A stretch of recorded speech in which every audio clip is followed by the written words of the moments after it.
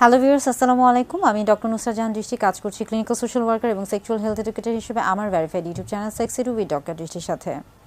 পুরুষদের ক্ষেত্রে খুবই পরিচিত একটি বিষয় হচ্ছে তাদের বীর্যপাত এবং সিমেন নিয়ে বা বীর্য নিয়ে তারা অনেক রকমের দ্বিধাদ্বন্দ্বে ভুগে থাকেন। বিশেষ করে তাদের মধ্যে বীর্য নিয়ে এত ধরনের প্রশ্ন তাদের মনের মধ্যে ঘুরপাক খেতে থাকে।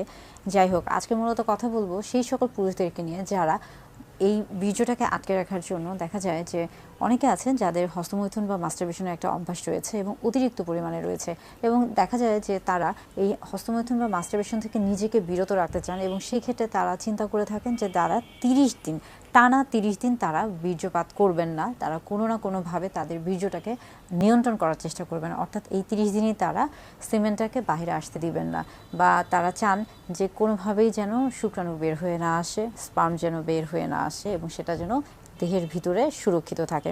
আসলে এটা কি সম্ভব কিনা? আপনি চাইলেই কি টানা 30 দিন আপনার বীর্যকে নিয়ন্ত্রণ করতে পারবেন?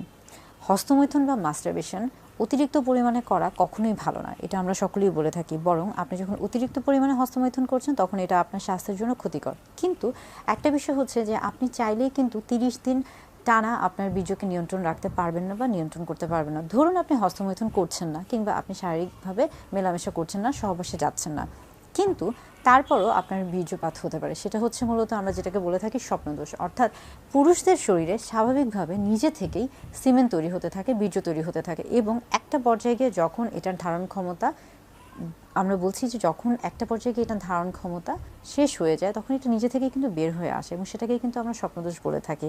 অর্থাৎ বীর্যটা যেহেতু একটা নির্দিষ্ট জায়গায় থাকে এবং সেটার যেহেতু ধারণ ক্ষমতা নির্দিষ্ট পরিমাণে রয়েছে, যখন সেটা পার হয়ে যায় তখনই কিন্তু বীর্যটা বের হয়ে আসছে, এবং সেটাই যেহেতু স্বপ্নদোষ হিসেবে পরিচিত, তাহলে আপনি হয়তো বা নিজে থেকে বীর্য বের করছেন না, সহবাসে যাচ্ছেন না, কিংবা আপনি হস্তমৈথুন করছেন না, কিন্তু তারপরেও আপনার কিন্তু বীর্যপাত হয়ে যাচ্ছে। অর্থাৎ সেই ক্ষেত্রে আপনি চাইলেই যে আপনি আপনার 30 দিন টানা বীর্যপাতকে নিয়ন্ত্রণ করতে পারবেন, বিষয়টা তা না। আবার আরেকটা জিনিস হচ্ছে যে যারা অতিরিক্ত হস্তমৈথুনে অভ্যস্ত বা মাস্টারবেশনে অভ্যস্ত, তাদের ক্ষেত্রে বলা হয়ে থাকে যে কখনো এভাবে চিন্তা করবেন না যে আজকে থেকে, ধরুন জানুয়ারির 1 তারিখ থেকে আপনি একেবারে হস্তমৈথুন করবেন না। এইভাবে যখন আপনি চিন্তা করবেন, এটা একদিক থেকে ভালো, আপনার মনোবল অনেক ভালো, মানসিক শক্তি ভালো, আপনি অনেক বেশি দৃঢ় মনোবলের অধিকারী, এই জন্য আপনি এইভাবে চিন্তা করতে পারছেন। কিন্তু আপনি বাস্তবিক অর্থে যখন চিন্তা করবেন তখন আপনাকে অবশ্যই ধরে নিতে হবে যে আপনি যখন এভাবে চিন্তা করবেন যে আপনি একটা বিষয়ে অভ্যস্ত, কিন্তু হঠাৎ করে আপনি সেই জিনিসটা যদি না করে থাকেন, তখন যেটা হবে একেবারে যখন বন্ধ করে দেবেন তখন সেখানে একটা উইথড্রল সিনড্রোম দেখা যাবে। অর্থাৎ দেখা যাবে যে ধরুন দেখা যাবে যে আপনার হয়তো বা কোনো কিছু ভালো লাগছে না, অনেক রাগ লাগছে, বিরক্ত লাগছে, অস্বস্তি লাগছে, আপনি কোনো কাজে মন দিতে পারছেন না, কি জানি একটা নাই নাই মনে হচ্ছে, বা এরকম বেশ কিছু ধরনের সমস্যা দেখা দিবে, যেটাকে আমরা উইথড্রল সিমটম বলে থাকি।